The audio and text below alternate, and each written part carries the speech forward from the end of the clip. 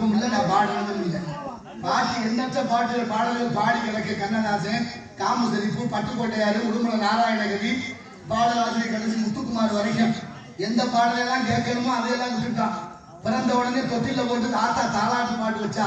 தாலாட்டை ஒழுங்கா கேட்கணும்னா ஒழுங்கா இருந்துக்க. என்ன சாப்பிட்றோமோ அதுக்கு தகுந்த புத்தி வேலை செய்யுது. அதிகமா மாம்பழம் சாப்பிட்டோம்னா வயிற்றுப்போக்கு உண்டாகும். நெய்யை அதிகமா சாப்பிட்டோம்னா அசீரணம் உண்டாகும். எருமை பாலையை அதிகமா குடிச்சோம்னா மந்த உண்டாகும். எருமை மந்த பிராணி. மழை வந்தாலும் விலகாது, புயல் வந்தாலும் விலகாது. அந்த பாலையை குடிச்சுட்டு நம்மோட பிள்ளைகள் எனக்கு என்னன்னு பாக்குறியா பாப்பமாங்கிறாங்க. அதுல இல்ல இந்த ஊர்ல இல்ல. அது போல இந்த மதுவானங்கிற சாராயம் உள்ள ஊர்ல நம்ம கேட்கறானே. நீங்க 10,000 ரூபாய்க்கு ஒரு பட்டு வேஷ்டி கட்டுங்க, 10,000 ரூபாய்க்கு சட்டை எடுத்து போடுங்க, பழிச்சுன்னு துன்பப்பு மாதிரி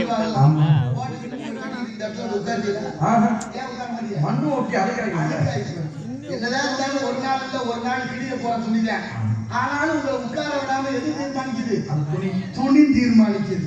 கிளியக்கூடிய துணி கூட உங்களை தீர்மானிக்கும் என்றால் நம்ம வாழ்க்கையை யார் தீர்மானிக்கிறது யோசிங்க.